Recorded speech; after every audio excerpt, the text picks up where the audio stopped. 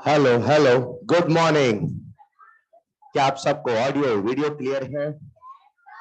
सबको क्लियर है? एक खुशखबरी आपके लिए सुनना चाहेंगे। Next class will be our last class. Whenever it will be tomorrow or on Saturday। जब भी वो होगी वो आखिरी क्लास होगी। ठीक है क्या?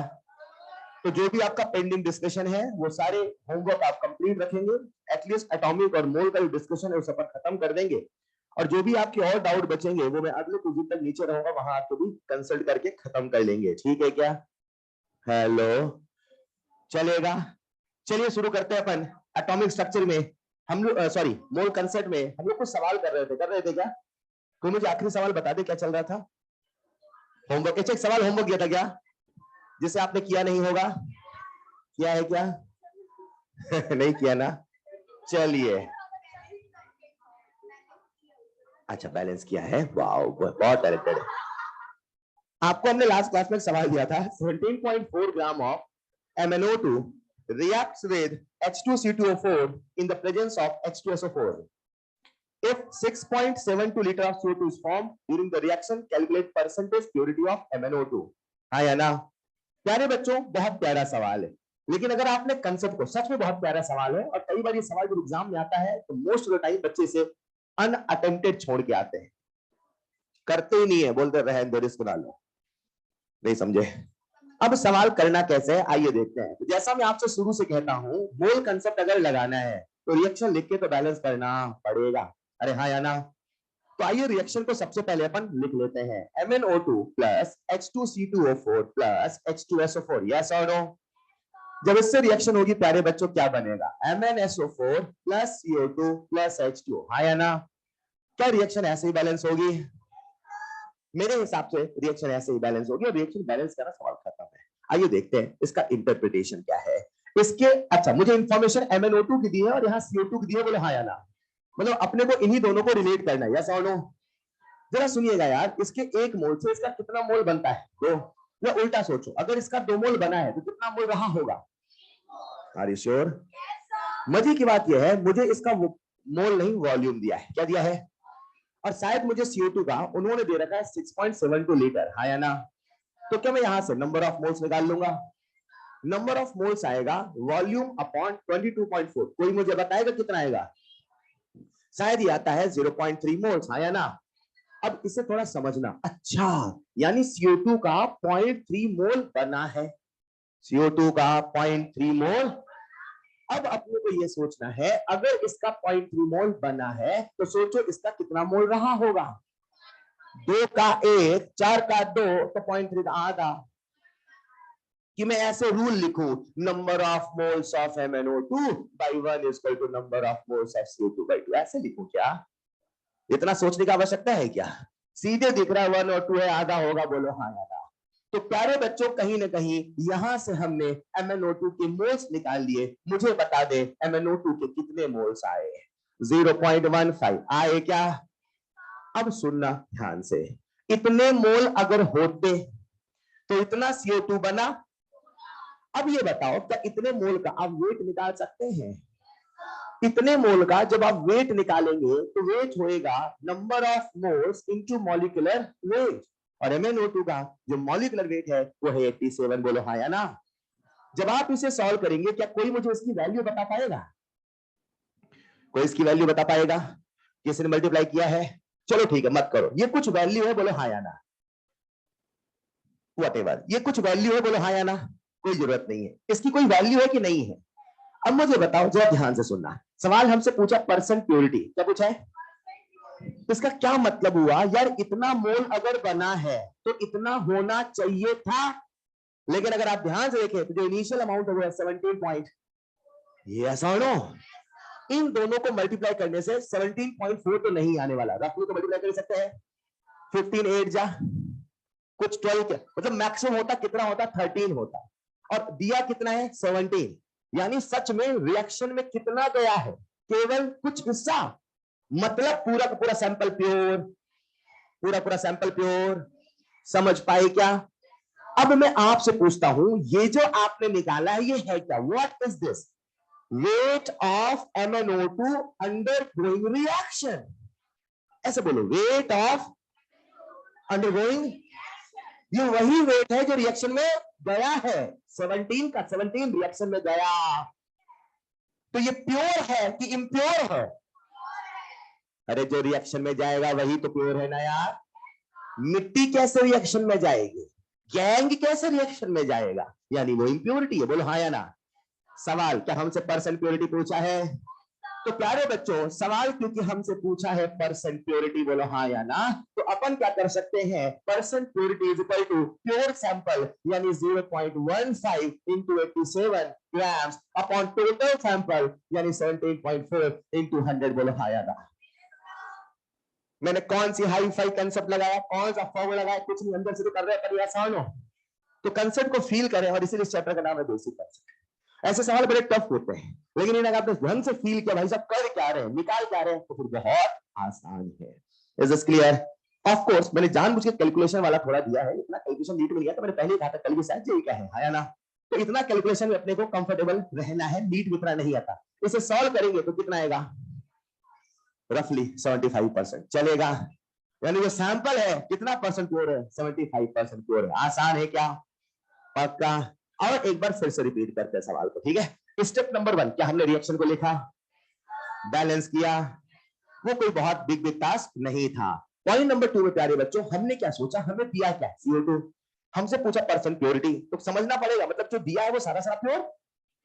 अब मुझे यही पता करना है कि आखिर रिएक्शन में कितना गया, रिएक्शन में, तो उसके लिए मैंने CO2 का इस्तेमाल किया। कितने CO2 से कितना होना चाहिए था, मैंने पता किया इतना होना चाहिए था, मगर है ज्यादा, मतलब कुछ जाएंगे, कुछ इम्प्योरिटी है, कुछ गंदगी है।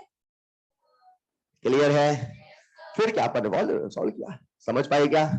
सबको यहां तक क्लियर है? प्यारे बच्चों अभी तक जो हमने सीखा ये सारा का सारा हिस्सा था मोल कंसेप्ट का, राइट।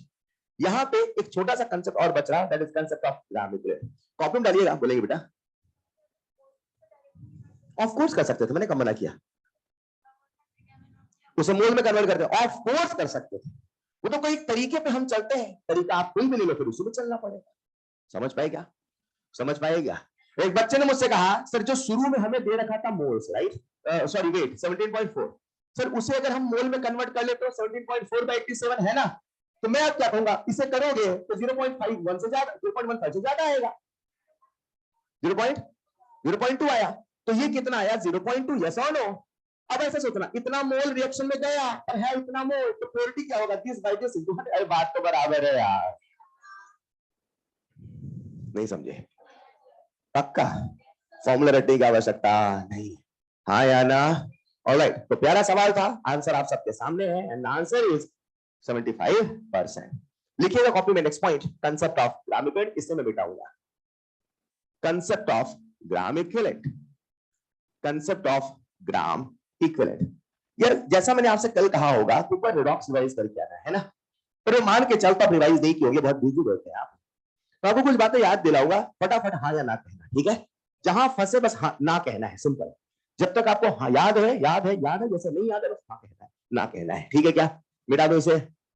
प्यारे बच्चों जैसा मैंने आपसे कहा था रिडॉक्स में कि जो कंसेप्ट ऑफ ग्राम इक्विवेलेंट होता है, अगर उसे लगाना है तो रिएक्शन को लिखने की आवश्यकता, बैलेंस करने की आवश्यकता, कोई हमसे कह दे ये हुआ, कोई हमसे कह दे ये, हम उसे मान ले ये हुआ, हम उसे मान ले ये, और हम सब जानते हैं अगर कुछ हुआ तो ग्राम इक्विवेलेंट ऑफ ए बराबर बी। याद आया क्या? इसे मैं ऐसे कहता हूं प्यारे बच्चों, एक रिएक्शन है ए प्लस बी प्लस, एक लॉ होता है जिसे कहते हैं लॉ ऑफ इक्विवेलेंस, याद आ रहा है क्या? वही जो आपने मुझे बोला था ग्राम इक्विवेलेंट ऑफ दिस बराबर दिस बराबर दिस, वही तो लॉ ऑफ इक्विवेलेंस है। और मैं कैसे कहूं प्यारे बच्चों, ग्राम इक्विवेलेंट ऑफ ए बराबर ग्राम इक्विवेलेंट ऑफ बी बराबर ग्राम इक्विवेलेंट ऑफ डी, यस और नो? प्यारे बच्चों आप सब जानते हैं जो ग्राम इक्विवेलेंट होता है उसके ढेर सारे फॉर्मूले आपको याद है, एक बार सारे फॉर्मूले बता दो, बस लिखूंगा नहीं। Wait upon equivalent wait, mole into an factor, volume वाला वॉल्यूम अपॉन, मोलैरिटी वाला भी आपको याद है, नॉर्मलिटी वाला भी याद है, चार्ज वाला भी याद है, करंट वाला भी याद है, नहीं याद है? चार्ज वाला बोलेंगे,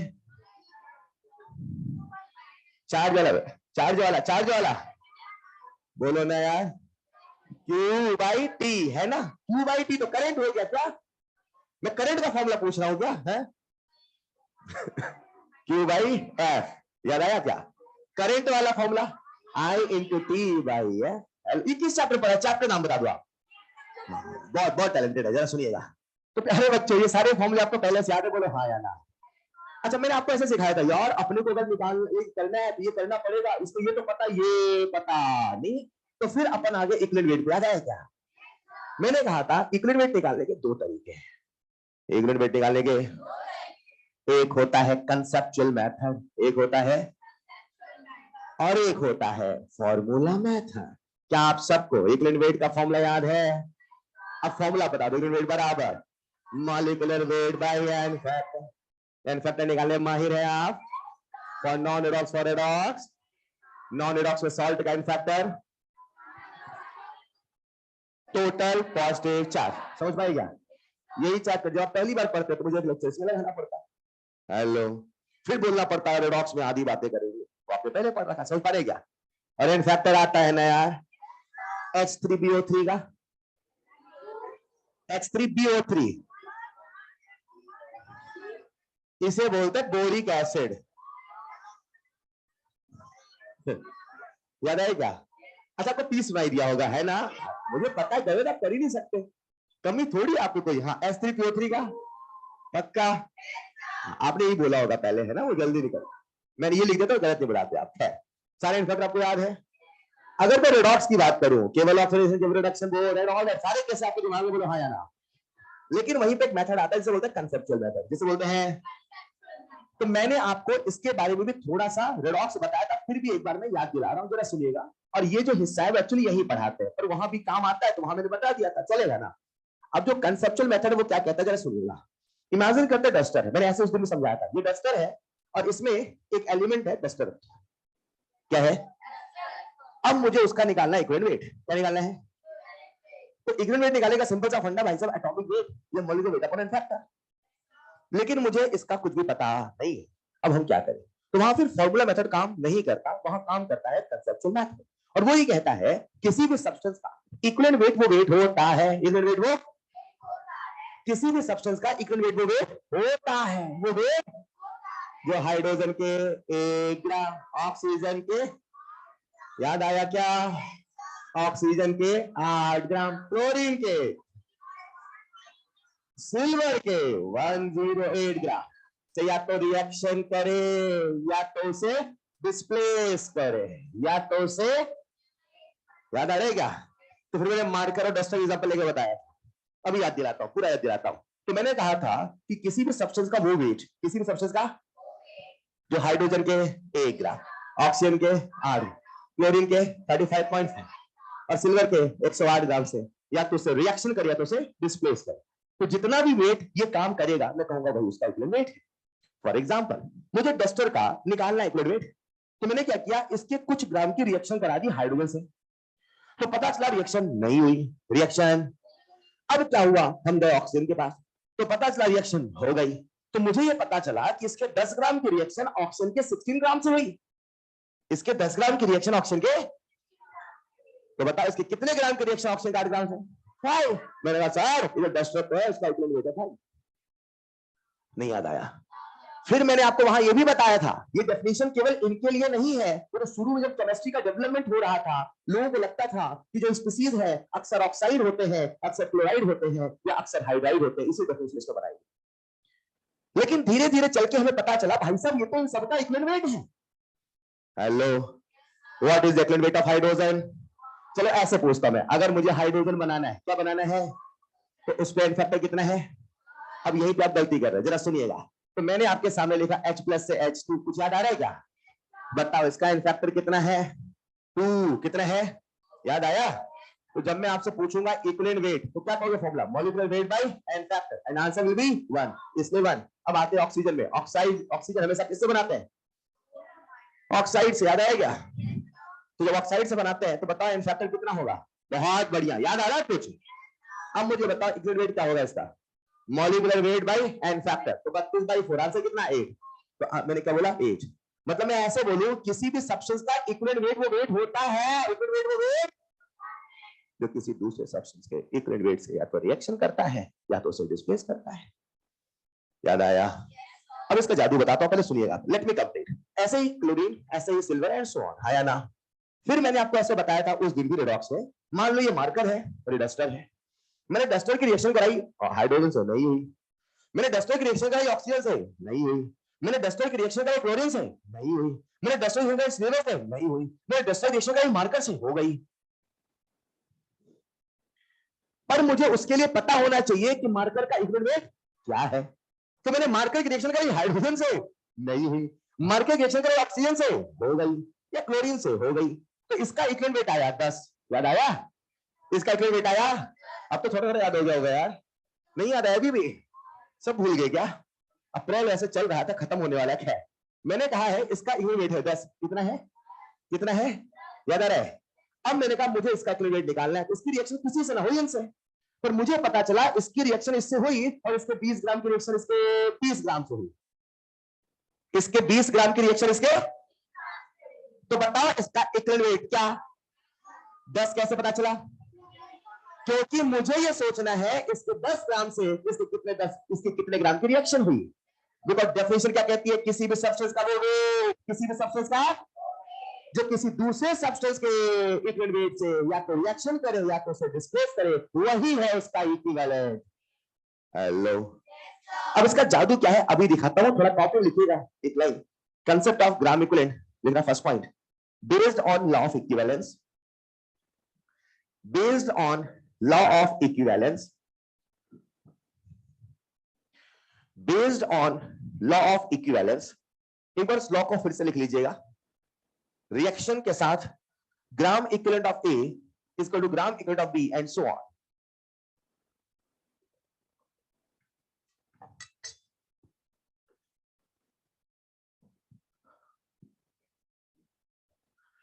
नेक्स्ट पॉइंट पे लिखिएगा, gram equivalent is equal to weight upon equivalent wait,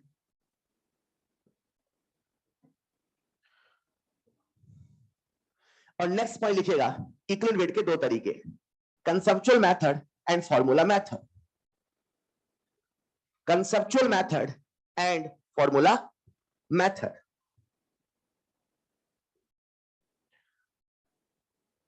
formula method में फॉर्मूला लिख दीजिएगा, molecular weight upon n factor. दुनिया भर के केस हमने फॉर्मूले वाले किए थे रेडॉक्स में, दुनिया भर के केस, जहां हम बार बार लिखते थे m/5, n/3, m/2, याद आया? फिर अलग से लिखिएगा conceptual method.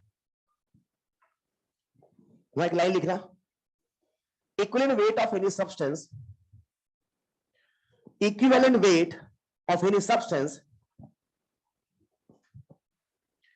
is that part by weight, is that part by weight, is that part by weight which exactly react or displace, which exactly react or displace, which exactly react or displace equivalent weight of any other substance. That is, इसका मतलब क्या है?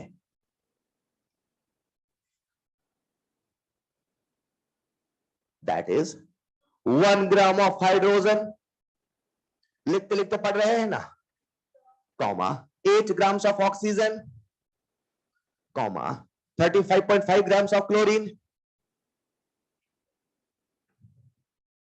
Comma 108 grams of silver. ठीक है, next point लिखिएगा। Next point, अब हुआ क्या प्यारे बच्चों, मैं थोड़ा सा चैप्टर के हिसाब से बता रहा हूं, लेकिन लास्ट में आपको मैं बोलूंगा ऐसा कुछ भी आए घबराने की आवश्यकता नहीं है। Listen carefully for some minute. अब इसी चीज को लोगों ने क्या किया, एक मेथड बना दिया। क्या बना दिया? तो अपने मॉड्यूल में अपने सिरे से टॉपिक है methods to calculate equivalent weight. क्या नाम है? तो अभी मैं आपको सिखा रहा हूं इक्विवेलेंट वेट कैसे निकाले, राइट? जैसे डस्टर है तो मैंने कहा भाई इसके इक्विवेलेंट बताओ, आपने भी फील कैसे हाइड्रोजन रिएक्शन करा दो ना। ये जो आपने शब्दों में बोला इसे मैं फॉर्मूले की शक्ल में दे रहा हूं। क्लियर है? तो अब क्या हुआ, यहां पे कई सारे मेथड आ गए, तो कॉपी लिखिएगा। Next point, methods to calculate equivalent weight, methods to calculate equivalent weight. अब जितने भी मेथड है प्यारे बच्चों, उन सब की जान एक ही कंसेप्ट है, और वो है concept of gram equivalent. Methods to calculate equivalent weight, उसमें सबसे पहला मेथड आता है हाइड्रोजन डिस्प्लेसमेंट मेथड। मैं आपको फॉर्मूला बता रहा हूं, क्योंकि कई बार सवालों में फॉर्मूला लिखा रहता है, फिर आपको लगता है भाई साहब ये क्या है, ये जहन में ना आए, इसलिए बस फॉर्मूला बता रहा हूं, जरा सुनिएगा। हाइड्रोजन डिस्प्लेसमेंट मेथड, क्या लिखा मैंने? इमेजिन करते प्यारे बच्चों, एक मेटल है, उसकी रिएक्शन हमने हाइड्रोजन से कराई। कैसे कराई? कुछ बना, क्यों बना, कैसे बना, हमें सोचना, हमें तो इतना पता है भाई साहब, अगर रिएक्शन हुआ तो ग्राम इक्विवेलेंट ऑफ M बराबर ग्राम इक्विवेलेंट ऑफ H2। यस और नो? तो जहां ग्राम इक्विवेलेंट है, क्या वहां पे लिख दूं मैं वेट अपॉन इक्विवेलेंट वेट? जहां ग्राम इक्विवेलेंट है, क्या वहां लिख दूं मैं वेट अपॉन इक्विवेलेंट वेट? बोलो ना। हम क्या निकालने चले हैं? टॉपिक हेडी पढ़ो, हेडी पढ़ो। Methods to calculate equivalent weight. किसका निकाले? हाइड्रोजन का निकाले कि मेटल का? हाइड्रोजन का क्यों ना निकाले? हमें पता है 1। ऑक्सीजन का क्यों ना निकाले? हमें पता है 8। यस और नो? तो क्या यहां से हमने इक्विवेलेंट ऑफ मेटल का फॉर्मूला इजाद कर लिया? बोलो क्या बना, बोलो, आपको बोलना है। Wait of metal. अच्छा, मेटल है तो मेटल ऊपर, मेटल है तो मेटल नीचे क्या आएगा? Weight of hydrogen distance. Yes और नो? Into into into equivalent weight of hydrogen. लिख दूं मैं 1 चलेगा? ये फॉर्मूला बताने की आवश्यकता थी आपको? अरे बोलो ना यार। फिर भी सवाल आता है, which of the following is hydrogen displacement method, तो पता होना चाहिए क्या लिखा है। चलेगा? अब मैं आपसे पूछता हूं, अगर ऑक्सीजन डिस्प्लेसमेंट मेथड होता, ऑक्साइड फॉर्मेशन मेथड, क्या बोल, बोलो बोलो बोलो, weight of metal upon weight of oxygen into a. शानदार, लिखिएगा। अच्छा, वो कैसे आया होगा, समझ गए ना? मेटल प्लस ऑक्सीडेशन कराई होगी, मेटल ऑक्साइड बना होगा, मेटल दिस बराबर दिस, तो कई बार सवालों में फॉर्मूला आता है, आपको पता होना चाहिए, बस इसलिए बता दिया, क्योंकि हम एक भी पॉइंट का रिस्क नहीं लेते हैं।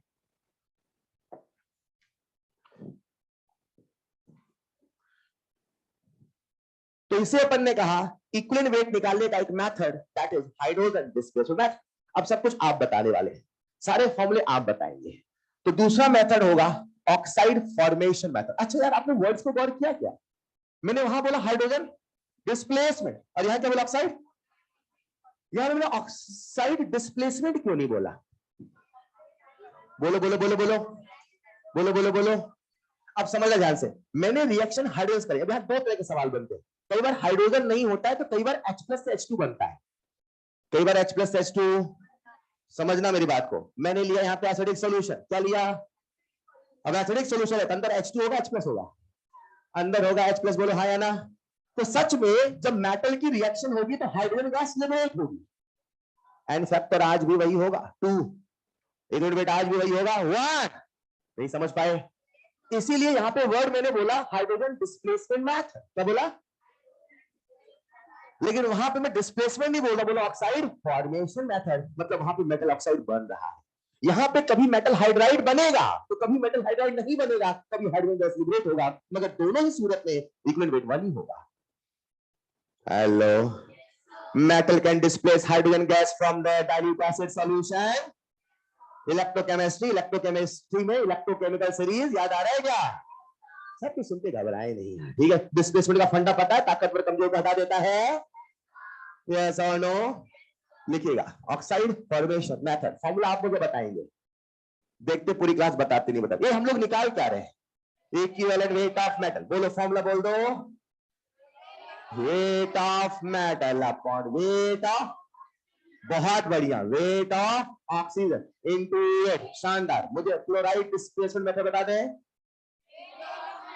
बहुत बढ़िया, wait of metal upon weight of chlorine into 35.5। Silver बता दोगे? अब लिखते नहीं है, ठीक है, बस 2 और लिख ले। तो ऐसा कोई फॉर्मूला है तो प्यारे बच्चों घबराए नहीं। अब देखो, मैं इसी कंसेप्ट का जादू दिखाता हूं आपको कुछ सवालों के माध्यम से।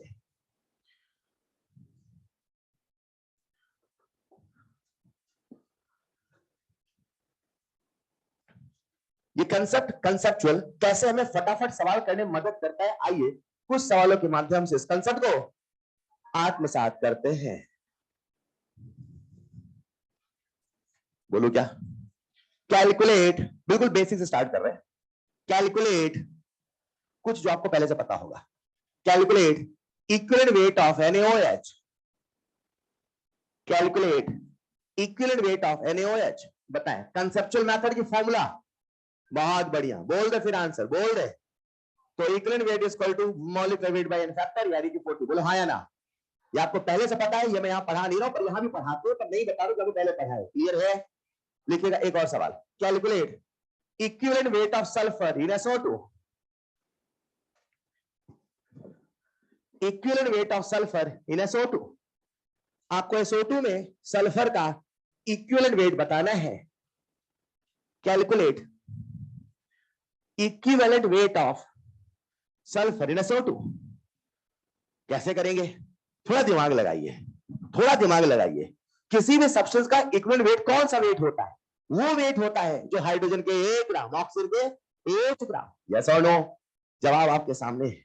आइए देखते हैं SO2 में सल्फर के कितने एटम है और ऑक्सीजन के। अगर 1 मोल होता तो कितने ग्राम? अगर 1 मोल होता, 1 मोल तो सल्फर ही 1 मोल ना यार, कितना ग्राम? तो फिर कितना ग्राम? 32 ग्राम से 32 ग्राम। अरे 32 ग्राम से तो 8 ग्राम से। What is the equivalent weight of sulphur over here? अरे यार नहीं समझ पाए? पक्का? हाँ, ऐसे कैसे कर दिया सर आपने? ऐसे नहीं कर सकते क्या? तभी तो नाम है कंसेप्चुअल मेथड। मैं ऐसे करूंगा। हाँ, equivalent weight of metal is equal to 8 चलेगा। सॉरी मेटल ना बोले, sulphur. Equivalent weight of sulphur is equal to 8 चलेगा। सी के एक और सवाल। Calculate equivalent weight of sulphur in S2O3। पहले SO3 बता दो। Calculate equivalent weight of sulphur in SO3। आपको सल्फर का इक्विवेलेंट वेट बताना है SO3 में। समझे? किसी भी मॉलिक्यूल में जो एटॉमिसिटी है उसके मोल को बताती है, उसे ग्राम को रिलेट करें आप। आ गया होगा क्या? क्या बात है, बहुत बढ़िया। एंड आंसर इज फ्रैक्शन बोल सकते हैं, चलो मैं कर देता हूं। अब आपको पता है सल्फर यहां 32 है और ऑक्सीजन 48। फील कर पाए ना? नहीं कर पाए? पक्का? मैं कैसे कहूंगा जरा देखना देखना देखना। 48 ग्राम ऑक्सीजन से 32 ग्राम सल्फर। यस और नो? तो प्यारे बच्चों 1 ग्राम ऑक्सीजन से कितना? 32/48 ग्राम सल्फर। यस और नो? अब इक्विवेलेंट वेट में कितना ग्राम चाहिए? 1। पक्का ना? तो जब मैं 8 ग्राम लिखूं, नीचे सबको दिख रहा है क्या? 8 ग्राम यहां लिख रहा हूं ऊपर, तो 8 इंटू 32/48। हेलो, सिंप्लीफाई कर लोगे? कर लोगे? पक्का? पक्का? अब आंसर दो तरीके से मिलते हैं, कभी फ्रैक्शन मिलता है तो कभी सिंप्लीफाइड फॉर्म पे और कभी डेसिमल की फॉर्म मिलता है। कर लेंगे ना? एक और सवाल लिखिएगा। 1.2 ग्राम 1.2 ग्राम of metal 1.2 gram of a metal reacts with 4.8 grams of oxygen. Reacts with 4.8 grams of oxygen. ठीक है बेटा? Then calculate equivalent weight of metal. ये सवाल कुछ सवाल है आपके लिए, पर इस चैप्टर की यही है सवाल। Then calculate equivalent weight of metal. फॉर्मूले से भी कर सकते हैं, फील्ड से भी कर सकते हैं। ऑक्सीजन बोला है, बन गया क्या? पूरी क्लास से बन गया ना? बहुत बढ़िया। तो मैं ऐसा करता हूं, आपसे फील्ड से बनाऊंगा, मुझे पूरा यकीन। फॉर्मूले से किया। Equivalent weight of metal is equal to, क्या लिखो? Weight of metal upon weight of oxygen into 8। हाँ या ना? चलेगा? चलेगा। फील्ड से भी कर सकते हो। 4.8 ग्राम से रिएक्शन करता है 1.2 ग्राम, तो 1 ग्राम से 4.8 अपॉन 1.2 तो 8 ग्राम से सो ऑन। चलेगा? एक और सवाल लिखिएगा। x1 grams of metal M, x1 grams of metal M reacts with oxygen to form x2 grams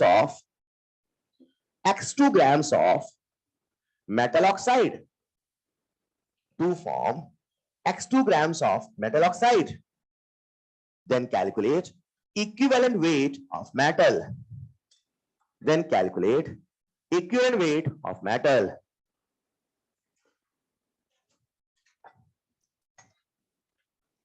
Then calculate equivalent weight of metal. Answer of course x1 x2 के form में देना रहेगा.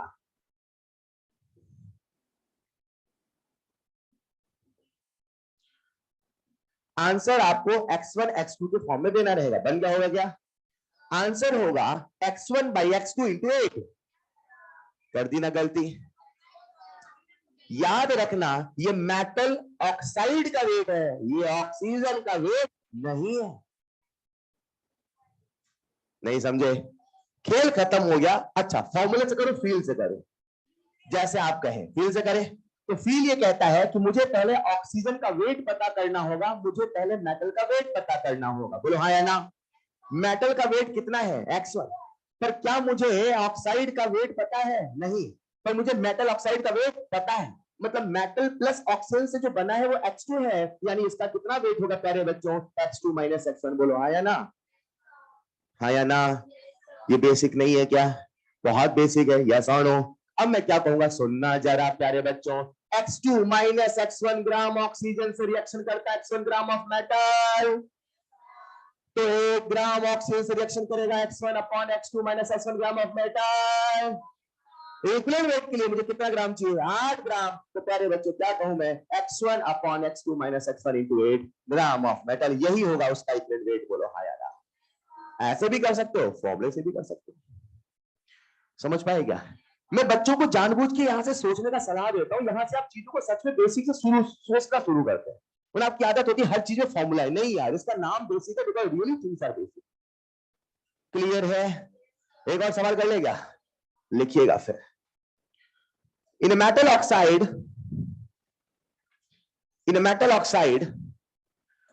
20%, in a metal oxide 20% metal is present. In a metal oxide 20% metal is present by weight. In a metal oxide 20% metal is present by weight. ठीक है? Then calculate equivalent weight of metal. Then calculate equivalent weight of metal. Then calculate equivalent weight of metal. बहुत अच्छे. सवाल में प्यारे बच्चों हमसे कहता है कि टोटल में से 20% मेटल है. दिमाग लगाएं, आंसर पाए. टोटल में से 20% मेटल है.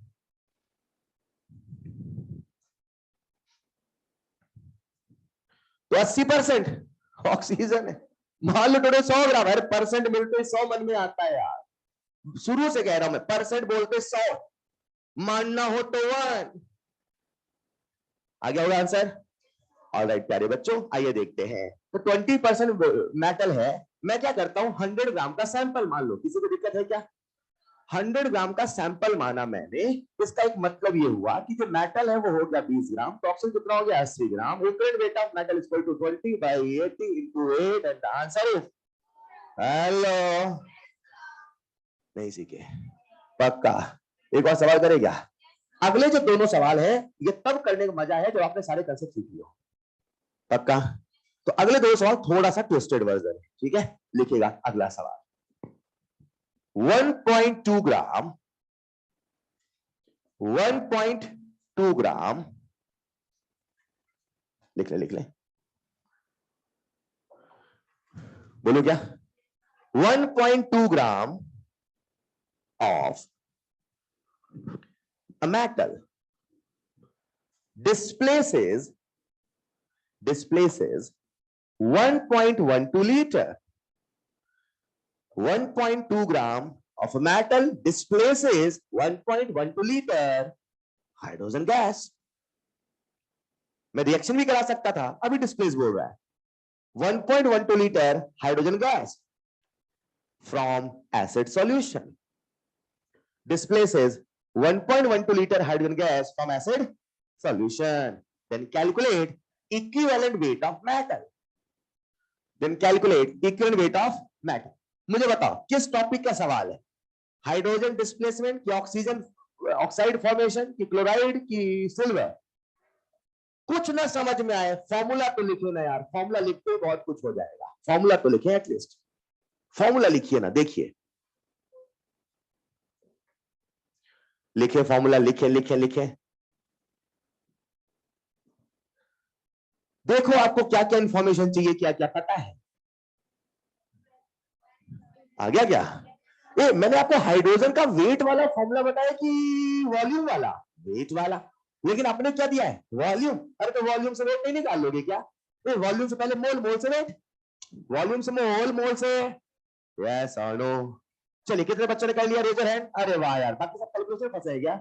कितना कहां कैलकुलेशन है? आइए देखते हैं। नंबर ऑफ मोल, एक मिनट, ये तो सबको क्लियर हुआ ना? टॉपिक कौन सा है? Hydrogen displacement. कुछ ना समझ में आया? फॉर्मूला याद हुआ ना आपको? इक्वल वेट ऑफ मेटल बराबर, बोलो बोलो फॉर्मूला, बोर्ड पे बोर्ड पे बोर्ड पे बोर्ड पे बोर्ड पे बोर्ड पे, weight of metal upon weight of hydrogen into 1, है ना? अब मेरा दिमाग यही सोचा भाई साहब ये दोनों कैसे निकाले। मेटल का वेट दिया है, अब सारी जद्दोजहद कहां करनी है? वेट ऑफ हाइड्रोजन, बोलो हाँ या ना? अब हमें हाइड्रोजन दिया वॉल्यूम, तो प्यारे बच्चों ऐसा करते हैं, number of mole equal to 1.12 upon 22.4, चलेगा? कोई मुझे मोल बताएगा? अरे यार 11.2 कितना आसान दिख रहा है, सीधे सॉल्व हो रहा है। 0.0 की बात, ये आगे मोल्स क्या है ये? अगर मोल मिल गया तो क्या वेट मिल जाएंगे? तो बोलो वेट कितना होगा? Weight in gram equal to 0.05 into, चलेगा ना? 0 चलेगा?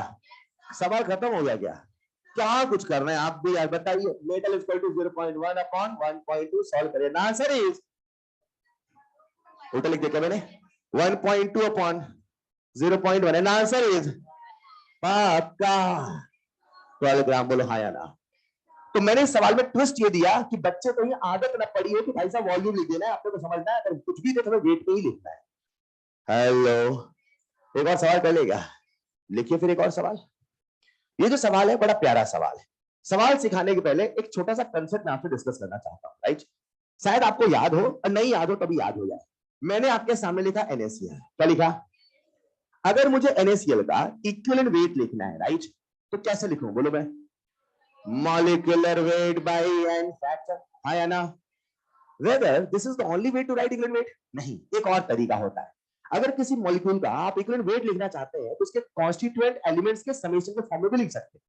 मतलब जो NaCl का इक्विवेलेंट वेट है उसे ऐसे तो मैं लिख नहीं सकता हूं, नो डाउट नो डाउट, फिर उसे मैं ऐसे भी लिख सकता हूं, equivalent weight of Na plus plus equivalent weight of Cl minus, it will be equal, it will be, समझ पाए क्या? पक्का? मतलब दिमाग में कंसेप्ट ये रखना है कि भाई साहब किसी भी मॉलिक्यूल का जो इक्विवेलेंट वेट है उसके अंदर जो एटम मौजूद है उनको भी इक्विवेलेंट वेट के समेशन के फॉर्म में लिखा जा। क्लियर है? ये अगर आपके दिमाग में है तो अगला सवाल है बड़ा प्यारा, पर आपसे बन जाएगा। लिखिएगा सवाल, 10 grams of 10 grams of 10 grams of metal chloride,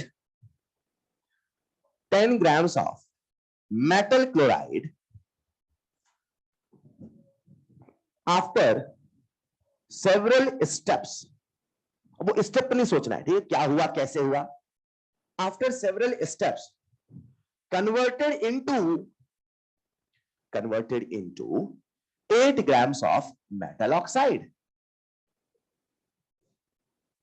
converted into 8 grams of metal oxide। 10 gram metal chloride था, उसी को हमने कन्वर्ट कर दिया मेटल ऑक्साइड में। then calculate equivalent weight of metal, then calculate equivalent weight of metal। बड़ा प्यारा सवाल है। then calculate equivalent weight of metal।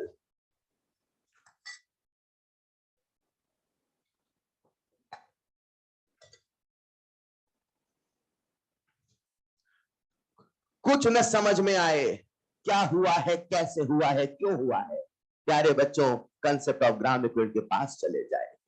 मुझे कुछ नहीं समझ में आ रहा कौन सा स्टेप हुआ है, इतना तो हम सबको समझ में आता है, gram equivalent of metal chloride is equal to gram equivalent of metal oxide. करो ना यार, देखो रिएक्शन लिखने की आवश्यकता ना हो, बैलेंस करने की आवश्यकता ना हो, हम कंसेप्ट ऑफ ग्राम इक्विवेलेंट के पास ही तो जाते हैं। आपने ये लाइन अगर कॉपी में लिख दी, gram equivalent of metal chloride is equal to gram equivalent of metal oxide, सवाल हो गया खत्म। Gram equivalent of metal chloride is equal to gram equivalent of metal oxide. खत्म हुआ क्या? नहीं हुआ क्या? आइए देखते कैसे खत्म हुआ। कोई ऐसे बोलना चाहेगा? Sorry, check calculation.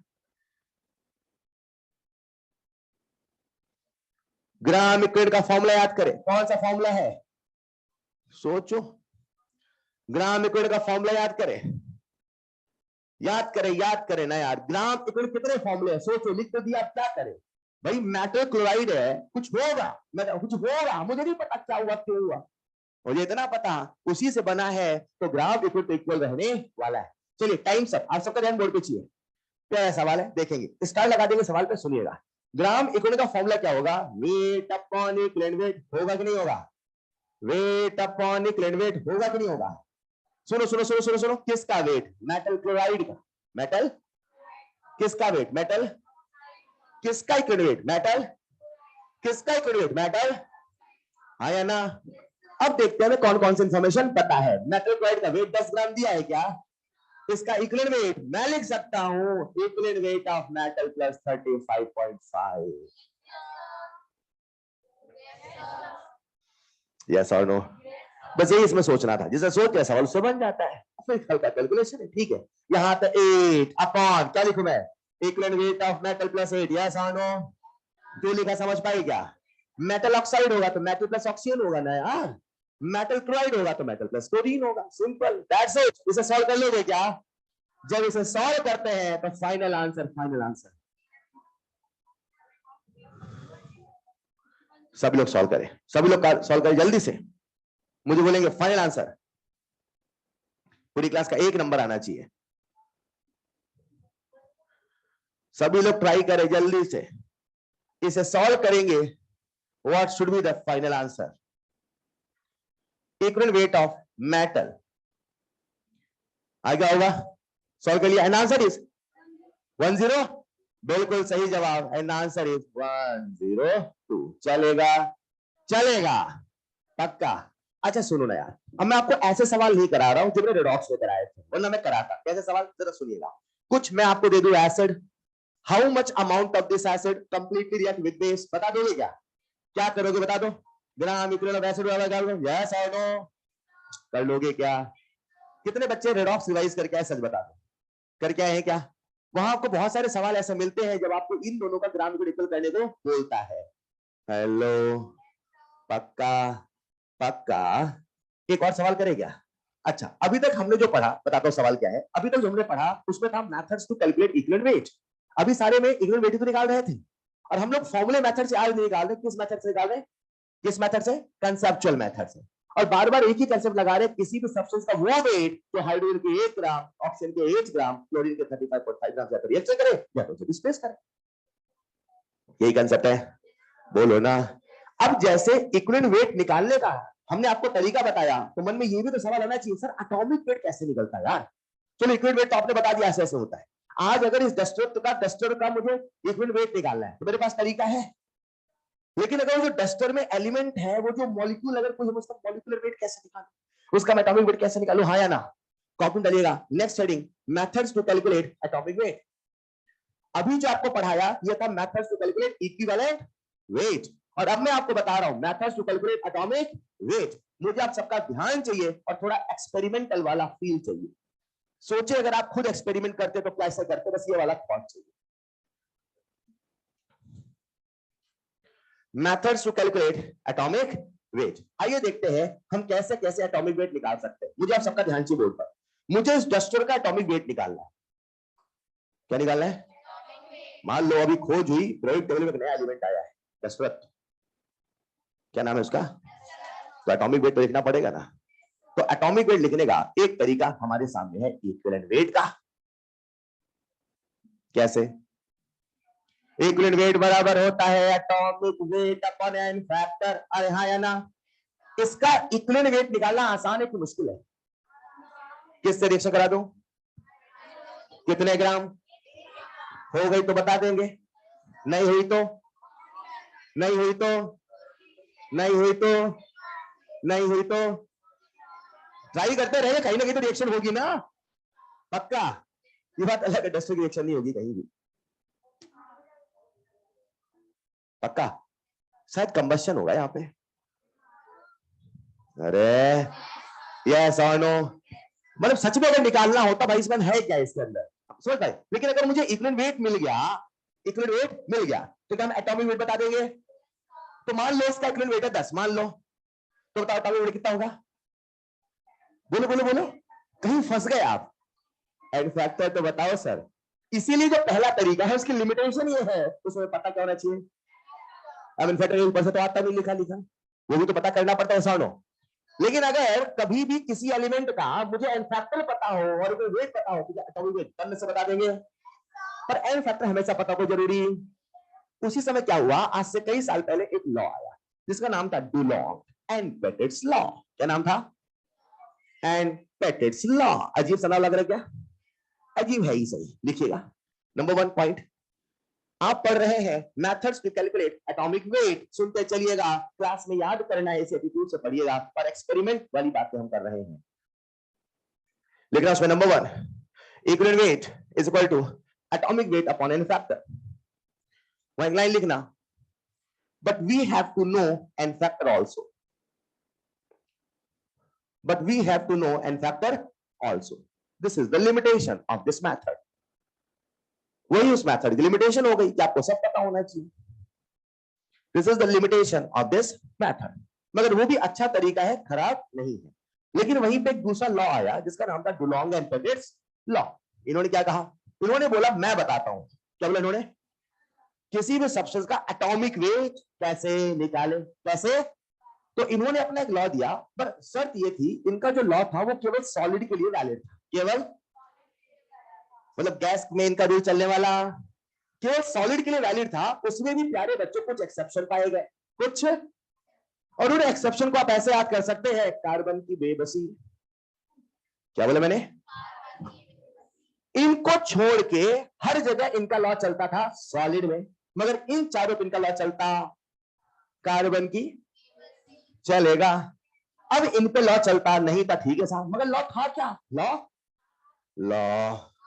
इन्होंने कहा देखो भाई साहब, बड़ी सिंपल सी बात है, किसी भी सब्सटेंस का जो एटॉमिक वेट होता है, जो और स्पेसिफिक हीट, एक मिनट, ये नाम सुना है क्या आपने? What is the specific heat? Amount of heat required to raise the temperature of 1 gram of a substance by 1 degree Celsius और 1 केल्विन। याद आएगा? तो उन्होंने कहा एटॉमिक वेट और स्पेसिफिक हीट का जो प्रोडक्ट है लगभग, क्या बोला उन्होंने? 6.4 होता है। हमने कहा बस बस बस, लगभग मतलब ये भी आएगा। मैंने कहा मतलब आपका जो लॉ है वो है, तो इस लॉ से कभी भी एक्चुअल एटॉमिक वेट निकलता, कैसे निकलता है? लगभग। कैसे निकलता है? अब प्यारे बच्चों जरा सुनिएगा, उन्होंने कहा जो एटॉमिक वेट और स्पेसिफिक हीट है उसका प्रोडक्ट लगभग 6.4 होता है। उन्होंने शर्त और रखी कि जो स्पेसिफिक हीट है उसकी यूनिट होनी चाहिए कैलोरी पर ग्राम पर डिग्री सेल्सियस। कैलोरी, ये भी शर्त याद रखना। तो कई बार सवाल क्या करता है, यूनिट बदलता है, और आपको रहता रहता है ये तो रहता है, कुछ यूनिट लिख के सॉल्व करते गलत हो जाता है।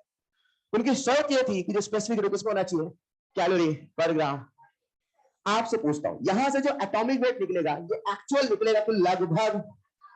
तो जो डुलोंग एंड पेटिट्स लॉ है बहुत समय तक मार्केट में चला है, लेकिन फिर भी लोग लगभग निकाल के खुश होते, तो समझ कुछ तो निकला।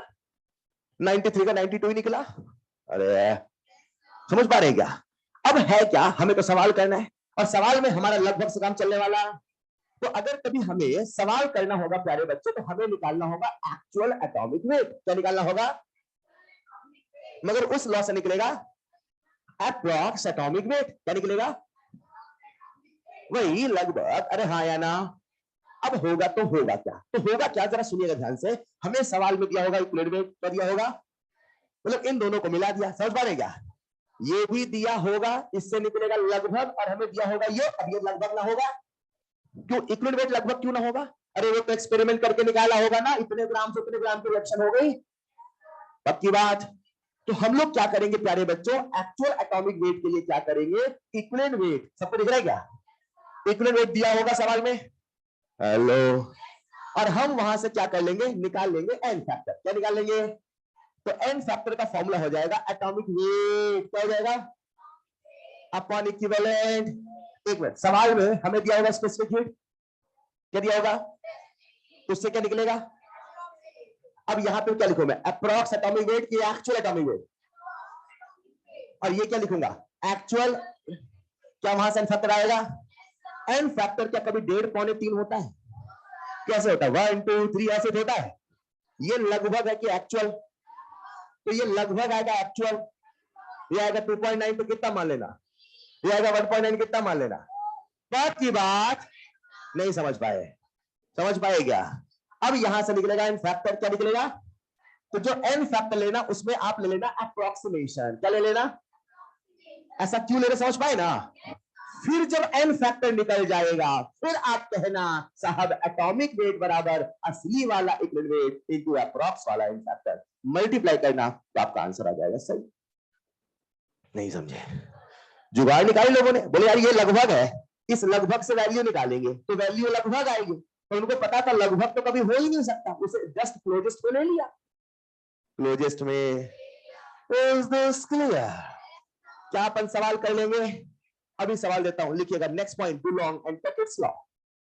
डुलोंग एंड पेटिट्स लॉ थोड़ा सा थ्योरेटिकल है, सुनिएगा, मगर ये भी आपके सिलेबस का हिस्सा है। एग्जाम में सवाल नहीं आता, ये रियलिटी है, इस टॉपिक से ना के बराबर आता है, मगर कभी भी आ सकता है, तो ये भी आपके सिलेबस में है। लिखिएगा Dulong and Petit's law. Number 1, valid for solid only, valid for solid only. Number 2, exception, लिख लीजिएगा, carbon, beryllium, boron and silicon. Side में कहीं ट्रिक लिख दीजिएगा, कार्बन की चलेगा, पहले बोलता था बेबस कार्बन, बाद में बच्चे सल्फर याद करते थे, मैंने शिफ्ट कर दिया कार्बन की बेबसी। हेलो, नेक्स्ट पॉइंट लिखिएगा, atomic weight into specific heat, carbon बेबस ही तो है, पूरी ऑर्गेनिक केमिस्ट्री से परेशान करते हैं। Atomic weight into specific heat is approximately equal to 6.4.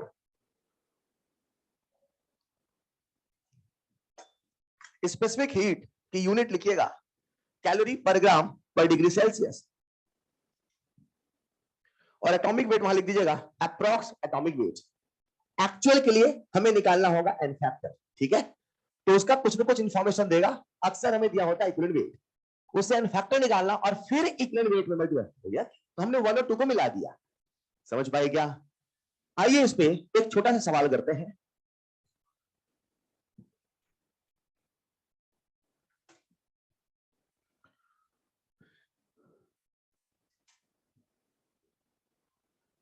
बोलो,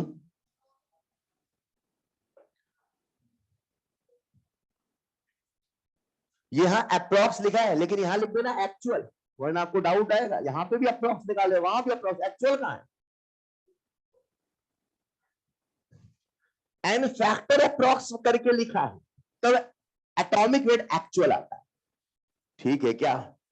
लिखिएगा एक छोटा सा सवाल, स्पेसिफिक हीट, और जैसे स्पेसिफिक हीट आए समझ जाना डुलोंग एंड पेटिट्स लॉ का सवाल। Specific heat of metal M is 0.064, specific heat of a metal M is 0.064 calorie per gram per degree Celsius.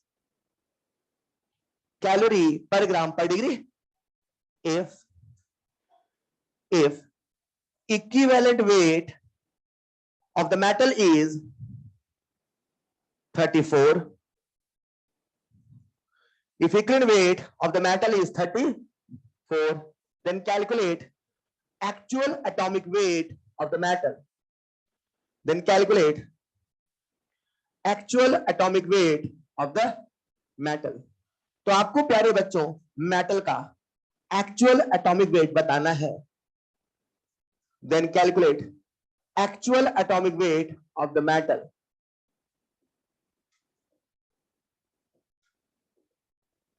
Then calculate actual atomic weight of the metal. जल्दी जल्दी करेंगे, जल्दी जल्दी आप फॉर्मूला लगाइए, answer निकालिए और फटाफट बताइए कौन से कंसेप्ट का सवाल है। डुलोंग एंड पेटिट्स लॉ लगाइए फॉर्मूला। सबसे पहले कौन सा एटॉमिक वेट निकलेगा, एक्चुअल के अप्रॉक्स। अब कुछ बच्चे क्या करते हैं, उनको लगता है सर जब अप्रॉक्स निकाल देंगे तो सर ऑप्शन में से एक्चुअल वाला चेक कर देंगे। एग्जाम बनाने वाला भी, पेपर बनाने वाला भी समझदार है, पता आपको, उसे पता है इस सवाल में ऐसा होता है तो ऐसे ऑप्शन नहीं देगा ना यार।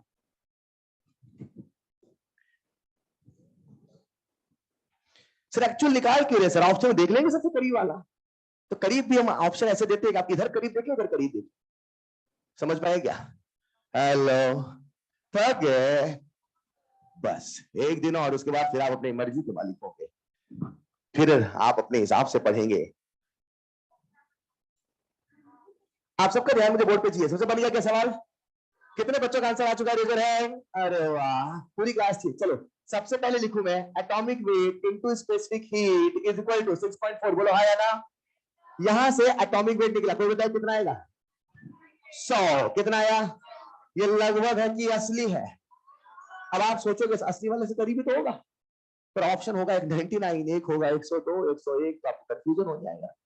समझ पाए क्या? इसीलिए आपको सॉल्व करना पड़ेगा। अब कैसे करें? क्या हमें सवाल में इक्विवेलेंट वेट दिया है, तो अपन ऐसा करते हैं उस इक्विवेलेंट वेट की मदद से निकाल लेते हैं एन फैक्टर। क्या निकाल लें? तो मुझे बताओ एन फैक्टर जब मैं निकालूं क्या करूं, 34/100 कि 100/34? अच्छा एक बच्चा फॉर्मूला भूल गया, तो क्या करे वो, बड़ा अपॉन छोटा करे, छोटा अपॉन बड़ा करे। सिंपल सी बात है ना यार। तो लिख दूं मैं 100/34। बोलो हाँ या ना। कितना आएगा लगभग ये? 2.9। 2. अब इसे अप्रॉक्स ले ले क्या? ये कितना हो गया? 3। एक खेल खत्म हुआ क्या? पक्का? आपसे पूछा है, क्या पूछा है? Actual atomic wait. तो आप मुझे बताएं what should be the actual atomic wait मेरे बच्चों। 34 into 3 आंसर इज 10। चलेगा? तो अभी हम लोग क्या पढ़ रहे, टॉपिक बोलो। Methods to calculate atomic weight. Methods to calculate, कितने मेथड हो गए? यही याद करना प्लीज प्लीज प्लीज, यही याद करना। नंबर 1 इक्विवेलेंट वेट वाला, number 2 Dulong and Petit's law, number 3 लिखिएगा वोलेटाइल क्लोराइड मेथड। मेरा काम है कंसेप्ट बनाना, फील थोड़ा थोड़ा आपको करना है। Volatile chloride method. अब ये मेथड क्या है, जरा इमेजिन करते हैं। तो इमेजिन करते हैं ये दशरथ है, मुझे इसका एटॉमिक वेट बताना है। क्या बताना है? Atomic wait. दिख रहा है क्या सबको? अरे हाँ या ना। तो हमने इक्विवेलेंट वेट वाला तरीका लगाया। कौन सा लगाया? तो पता चला इन फैक्टर की दिक्कत है। फिर हम डुलोंग एंड पेटिट्स लॉ के पास गए, तो पता चला भाई साहब ये गर्म करने पे जल जाता है। अरे स्पेसिफिक हीट का मतलब क्या? Amount of heat required to raise the temperature. अच्छा दूसरा वो मेटल में चलेगा। ये मेटल है क्या? ये मेटल है, ये तो सबको पता है ना ये। तो अब वो वाला रूल भी चलने वाला। अब हम एक नया रूल लेके आए, हमने कहा ऐसे करते हैं अपन इसका क्लोराइड बनाते हैं। क्या बनाते हैं? लेकिन ये रूल तभी चलेगा, आपको पता होना चाहिए कुछ मेटल के क्लोराइड, कुछ होते हैं वोलेटाइल। हर मेटल का क्लोराइड वोलेटाइल। मतलब ये जो मैं सिखाने वाला हूं इसकी एक नेसेसरी कंडीशन है, इसकी एक इंपॉर्टेंट कंडीशन है। कंडीशन ये है प्यारे बच्चों कि जो मेटल का क्लोराइड है उसे होना पड़ेगा वोलेटाइल। क्या होना पड़ेगा? अगर वोलेटाइल नहीं है तो हमारा तरीका चलने वाला। लेट्स इमेजिन वोलेटाइल है, लेट्स इमेजिन इसकी रिएक्शन में करा दी, क्लोरीन से करा दो, करा दो। अच्छा मजे की बात ये, क्या ये मेटल है ना? ये भी चलने वाला मेटल, पर पल भर के लिए मान लो मेटल है। सर डुलोंग पेटिट्स लॉ में मना कर दिया मेटल, यहां से खाना तो मेटल है, ये क्या बात है? ऐसी बात है, ठीक है। ये मान लो मेटल, अरे मान लो। अब इसकी रिएक्शन में क्लोरीन से करेगी, किसे कराई? तो बन गया मेटल क्लोराइड। क्या बना? तो एक बात बताओ, जो मेटल क्लोराइड बनेगा उसका फॉर्मूला क्या होगा?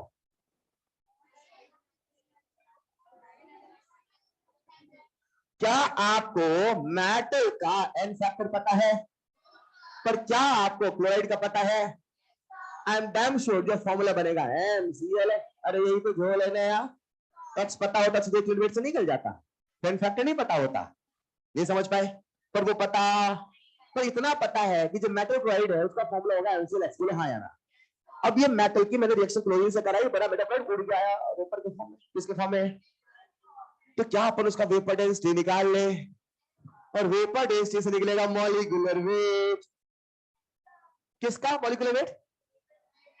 मेटल। पर हमें क्या निकालना है? Atomic wait. हेडिंग भूल गए आप? हमें क्या निकालना है? किसका? पक्का। अभी हमने क्या निकाला जो वेपर बना? वेपर डेंसिटी से, वेपर डेंसिटी से मॉलिक्यूलर वेट। यस और नो? तो जब भी ये वाला सवाल करना होता है उसमें प्यारे बच्चों कुछ इंफॉर्मेशन गिवन होती है, उसको सबसे पहली इंफॉर्मेशन गिवन होती है वीडी। क्या गिवन होती है? वीडी बोले तो क्या वेपर डेंसिटी से हम मॉलिक्यूलर वेट निकाल लेंगे? सबको एक्सपेरिमेंट होता हुआ नजर आ रहा है ना? बोल दो।